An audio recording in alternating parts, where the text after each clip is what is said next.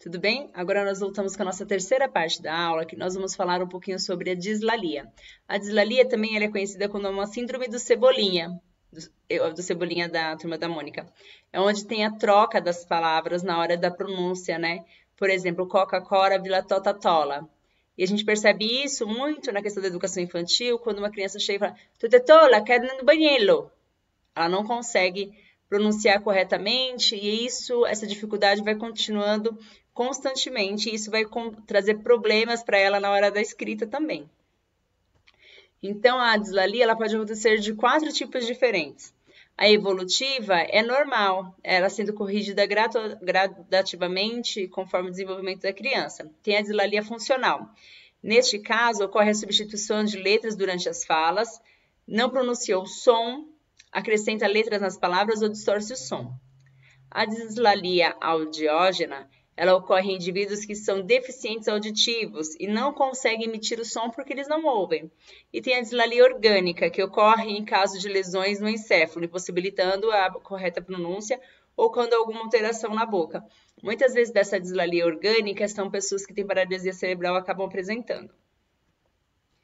Agora nós vamos falar um pouquinho que é o terror dos professores na sala de aula, que são as crianças, né, as pessoas com o TDAH e também com a hiperatividade, né, o transtorno do déficit de atenção com hiperatividade.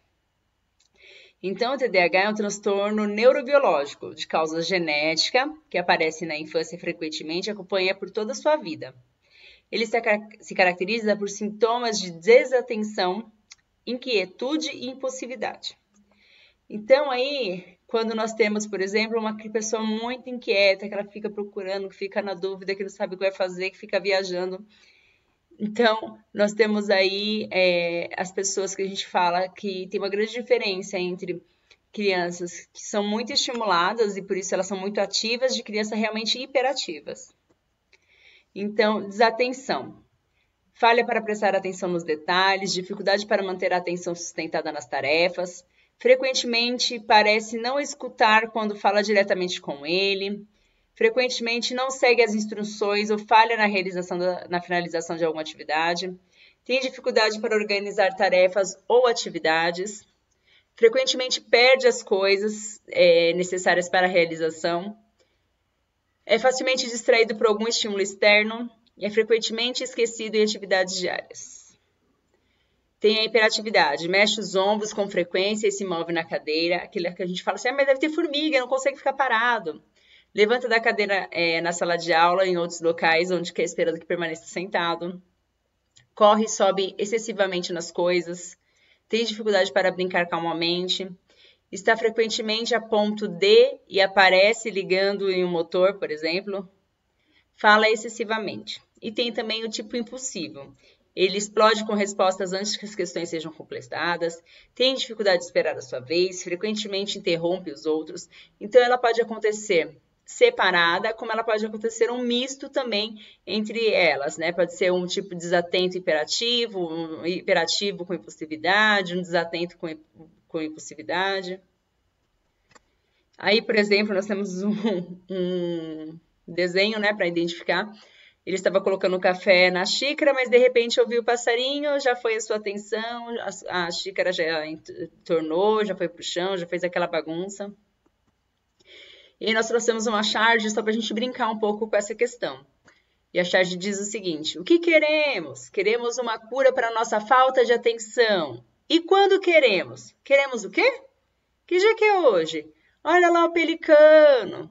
Então, a pessoa mesmo já esqueceu o que é que ela queria por essa causa da falta de atenção dela.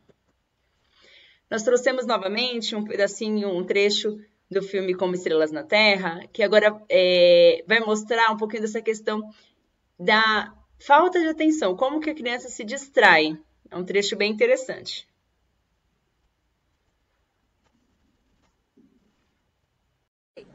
Take one and pass the rest. Here.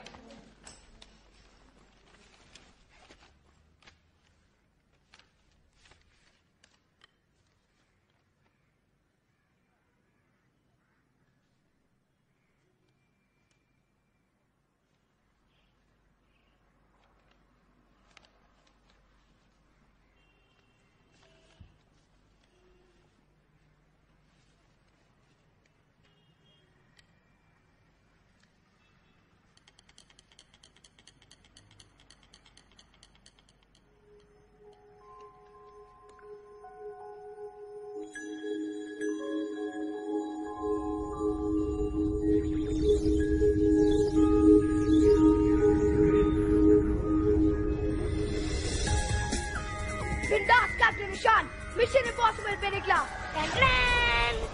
उसका मिशन सूरज से तीसरे planet earth को खींचकर solar system के 9 planet Pluto में इंटू कर देना है। 3 into 9। Beep, beep, beep, beep.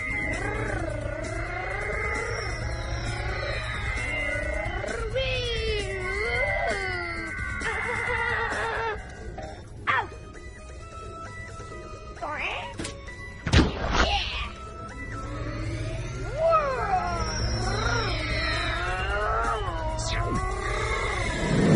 अरे बाप रे बाप, गर्मा गर्म प्लैनेट मार्स तो कैप्टन निशान की हिमालय पकड़ को पिघला देगा। बचा लियो। Hi Jupiter. Bye Jupiter. Hi Saturn. Having fun. Bye.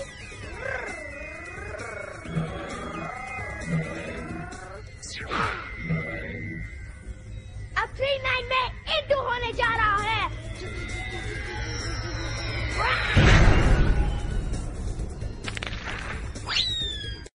Pluto is destroyed. वो planet ही नहीं रहा। ढूंढ लिया। विदास कैप्टन निशान ने जवाब ढूंढ लिया। 3 into 9 का जवाब है 3।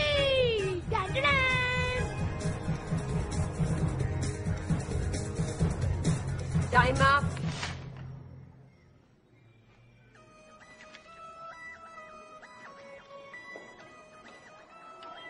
ईशान, कैसा था test? Nós voltamos agora, novamente.